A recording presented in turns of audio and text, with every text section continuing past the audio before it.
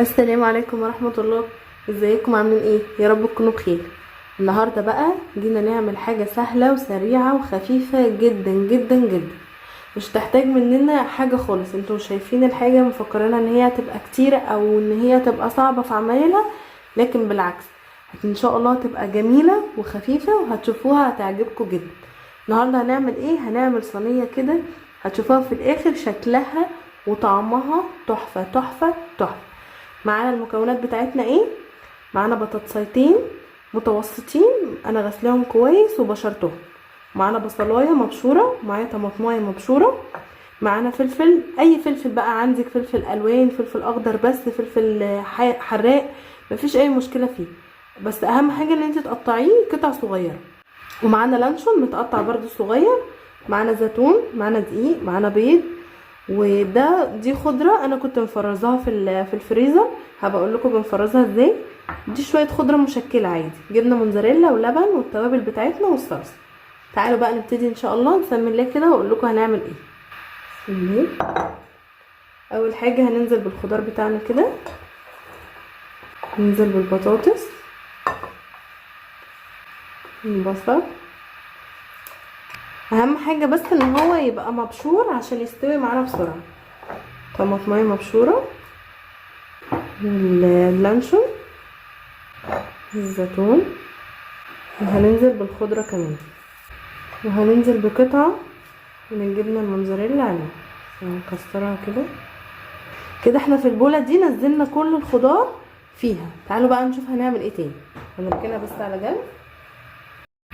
في بوله تانية كده هننزل بقى ب4 معالق كبار من الدقيق، هنزل عليهم بالتوابل 7 بهارات، معلقه كبيره كمون، معلقه كبيره فلفل اسمر، معلقه ملح متوسطه ولا كبيره ولا صغيره، ومعلقه صغيره من البيكنج باودر، ومعلقه صغيره توم باودر وبصل باودر.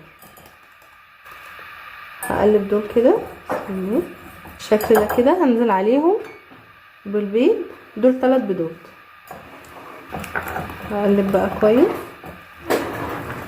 هننزل بقى باللبن،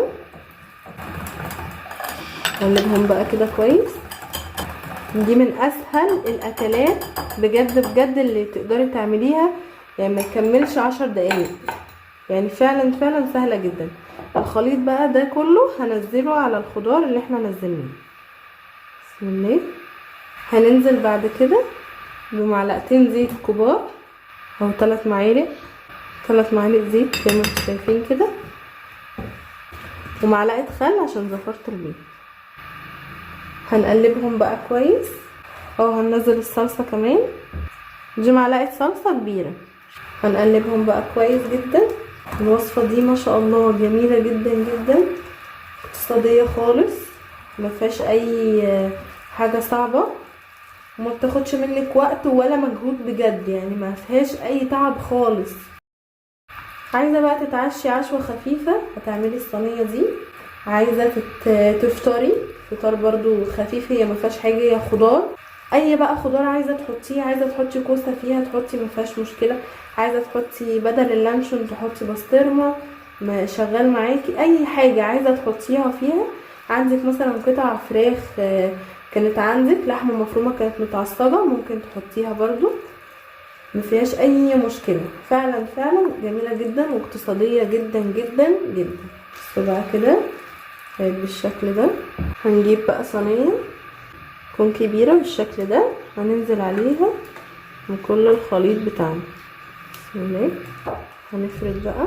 بجد بجد الصينيه دي ما شاء الله جميله جدا جدا جدا، لو عملتيها تحبي ان انت تعمليها على طول. شوفوا الالوان بتاعتها برضو جميله جدا، ما شاء الله ما شاء الله بجد تحفه. ان شاء الله اللي هيجربها تعجبه قوي. هدخلها بقى الفرن، وبعد ما بتخلص هوريها لكم في الاخر. بصوا بقى ده كده شكلها بعد ما طلعت من الفرن. انا هدخلها الفرن تاني عشان هحط عليها من على الوش كده جبنه موتزاريلا. حاجه كده ما شاء الله، فعلا فعلا يعني اقتصاديه ومش صعبه خالص، سخنه جدا. فألف هنا وشفا فعلا للي يجرب الوصفة دي ويعملها. بصوا كده،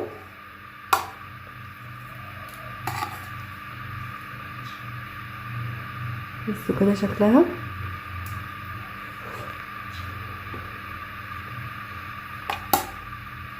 طعمها فعلا فعلا تجنن. هقدم جنبيها بقى زيتون وعيش بلدي. فعلا فعلا الصينية دي جميلة جدا. يلا بقى الف هنا اللي هيعملها. ولو جربتوا بقى الوصفة متنسوش تقولولي في الكومنتات، واشوفكم على خير في فيديو جديد. مع السلامة.